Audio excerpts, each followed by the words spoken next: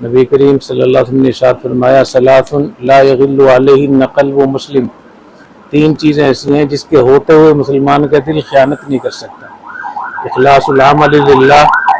اللہ کے ساتھ اخلاص مخلصانہ تعلق ہو،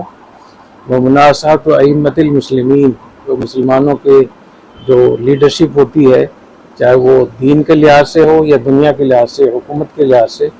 ان کے ساتھ بھی وہ مخلص ہوتے ہیں۔ اور حکمرانوں کے ساتھ مخلص ہونے کا مطلب یہ نہیں ہے کہ ان کے ناجائز کاموں کی تعریف کریں، بلکہ جو ان کا جائز حق ہے وہ ان کو دیں۔ جیسے حکومتوں پر رعایا کا حق ہے، رعایا پر بھی حکومتوں کے حقوق ہیں، ان کے لیے دعا کرنا، ان کو نصیحت کرنا، ان سے خیر خواہی رکھنا، اگر وہ غلط کام کریں ان کو روکنا، اور روکنے کا اصل طریقہ یہ کہ ہاتھ پکڑ کے تنہائی میں ان کو منع کرے، لوگوں کے سامنے بے عزت کرنا جائز نہیں۔ اور اگر کوئی حکمران ڈھیٹ ہو تو اس کے منہ پہ کلمہ حق کہنا، یہ افضل الجہاد ہے۔ ولزوم جماعت، اور اپنی ریاست کا جو اجتماعی نظم ہوتا ہے اس کے ساتھ مل کر رہنا۔ فإن دعوتهم تحيط من ورائهم، تو جو ان کی پوری زندگی تھی اور آخری جو ان کا عمل تھا، اس کے بعد پھر اللہ نے ان کو اتنی بڑی شہادت سے بھی نوازا، اور اللہ تعالیٰ ان کی شہادت قبول فرمائے۔ اور نبی کریم صلی اللہ علیہ وسلم نے ارشاد فرمایا والذی نفسی بیدی لوددت ان اقتل فی سبیل اللہ ثم احیا ثم اقتل ثم احیا ثم اقتل، جس ذات کے قبضے میں میری جان ہے، میں چاہتا ہوں کہ میں اللہ کے راستے میں شہید ہوں، پھر مجھے زندہ کیا جائے، پھر شہید ہوں، پھر زندہ کیا جائے، پھر شہید ہوں۔ تو یہ تمنا ہر محدث کی ہوتی ہے، تو اللہ تعالیٰ ان کو جہاں ان کو اتنے بڑے بڑے فضائل سے نوازا، وہاں اللہ تعالیٰ نے ان کو شہادت کی سعادت نصیب فرمائی۔ اللہ تعالیٰ ان کی کو جزائے خیر عطا فرمائے، پوری امت مسلمہ کی طرف سے، تمام مدارس کی طرف سے، طلباء کی طرف سے، علماء کی طرف سے، تمام پاکستانیوں کی طرف سے۔ اور ان کے میں نے کچھ بیانات سنے ہیں، وہ بہت انہوں نے اس پہ گفتگو کی ہے ماشاءاللہ، اللہ ان کو جزائے خیر عطا فرمائے۔ ہم اس غم کے موقع پہ آپ کے ساتھ شریک ہیں، اور جیسے آپ غمزدہ ہیں ہم بھی ویسے ہی غمزدہ ہیں، اور اس مشکل وقت میں، ایک آزمائش کے وقت میں ہم آپ کے ساتھ ہیں، پوری فیملی کے ساتھ، خاندان کے ساتھ، ہر لحاظ سے، دل سے بھی، دعاؤں سے بھی، جو بھی آپ حضرات ہم سے چاہیں گے ہم انشاءاللہ آپ کے لیے حاضر ہوں گے۔ اور ہمارے لیے بہت ہی اطمینان کی بات ہے کہ ماشاءاللہ آج آپ نے اسباق کو شروع کر دیے، یہ بہت بڑا کام ہوا ہے کہ اتنے بڑے خلا کو اللہ تعالیٰ نے پر کرنے کے لیے آپ کو گھر سے منتخب فرمایا۔ حدیث شریف میں آتا ہے کہ ماں باپ کو بچوں کے اعمال پیش کیے جاتے ہیں، ان کو پتہ چلتا ہے کہ ہمارے بچے کیا کرتے ہیں، اچھے اعمال سے وہ خوش ہوتے ہیں اور برے اعمال سے ان کو پریشانی ہوتی ہے۔ تو آج حضرت کو جب اس کا بتایا ہوگا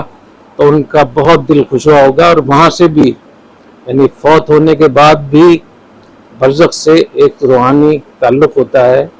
علماء کا، اور خاص طور پہ والدین کا۔ تو اللہ تعالیٰ آپ کو وہاں ان کی شہادت کے بعد بھی اللہ تعالیٰ آپ کو ان کے فیوز و برکات اور توجہ نصیب فرمائے،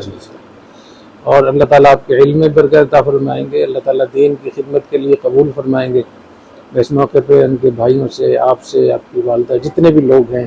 ان سب سے میں کراچی سے اسی مقصد کے لیے حاضر ہوا تھا۔ اللہ آپ کی عمر میں صحت میں برکت عطا فرمائے، اللہ آپ کی حفاظت فرمائے، آپ کی آنا ہمارے لیے اللہ ذریعہ خیر بنائے۔ ہمیں وہ تسلی ہوئی، ہمارا دکھ درد میں خفت آ گئی آپ کے آنے سے۔ اللہ تعالیٰ آپ کی عمر میں تمام مسائل جمیلہ قبول فرمائے۔ بس آپ سے یہی دعا کی درخواست ہے، میں بندہ بہت کمزور ہوں، ذمہ داری اور بہت بڑا سرفراہ گیا ہے، ایک والد کا صدمہ ہے، بہن بھائیوں کا صدمہ ہے، پریشانی ہے، والدہ کا صدمہ ہے، دل پہ مسند کا اور حضرت کی بہت حلقہ بہت وسیع ہے، ان کو پالنا، ان کے ساتھ تعلق قائم کرنا ایک بہت بڑی ذمہ داری ہے، اور خصوصاً درس کی ذمہ داری۔ بس آپ سے دعا کی درخواست ہے کہ اللہ تعالیٰ مجھ میں صلاحیت پیدا فرمائے، استطاعت پیدا فرمائے، آسانیت فرمائے، سب ذمہ داریاں میں احسن طریقے سے نبھاؤں، اپنے والد کے لیے نیک نامی کا ذریعہ بنوں۔ خدا نہ کرے کہ بعد الموت میرے کسی عمل کی وجہ سے ان کی عزت میں بے خیالی اپنی فرق آ جائے، بس یہی پریشانی دل میں ہوتی ہے اور فکر ہوتا ہے۔ شیخ الاسلام صاحب نے فون کیا تھا، ان سے بھی یہی درخواست کی آپ سے بھی یہی درخواست ہے دعا کی آپ ہماری سرپرستی فرمائیں گے انشاءاللہ دعا میں یاد رکھیں۔ حضرت مفتی شفیع صاحب رحمۃ اللہ علیہ فرماتے تھے کہ مولانا الیاس صاحب رحمۃ اللہ علیہ جب ان کا آخری وقت تھا وہ بہت پریشان تھے، اور وہ حضرت مفتی شفیع صاحب سے انہوں نے کہا کہ مجھے یہ اندیشہ ہے کہ استدراج تو نہیں ہے کہ اللہ تعالیٰ کی طرف سے ڈھیل ہو. تو حضرت مفتی شفیع صاحب رحمۃ اللہ نے ان کو فرمایا کہ جس کو استدراج ہوتا ہے اس کو خوف اور پریشانی نہیں ہوتی، وہ بے غم ہوتا ہے. تو آپ کو پریشانی اور آپ کو جو فکر ہے یہ اللہ تعالیٰ کی طرف سے یہ بہت بڑی نعمت ہے. یہ اللہ تعالیٰ کی طرف سے اشارہ ہے کہ اللہ تعالیٰ آپ کو ترقیات سے نوازے،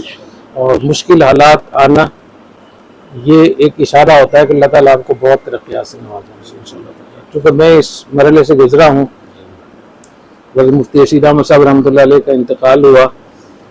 پابندیاں لگ گئیں، افغانستان میں ہمارا سارا کام افغانستان میں، تو کوئی بھی نہیں تھا یہاں ساتھ میں مدد کرنے والا. تو وہ جو وقت تھا وہ میرے لیے بہت مشکل وقت تھا، لیکن اللہ تعالیٰ نے اس مشکل کے اندر اتنی خیریں رکھ دی. تو آپ اللہ تعالیٰ پر امید رکھیں، ہم انشاءاللہ آپ کے لیے دعاؤں کا بھی اہتمام کریں گے. اللہ تعالیٰ آپ کو انتخاب ہے اللہ تعالیٰ کی طرف سے،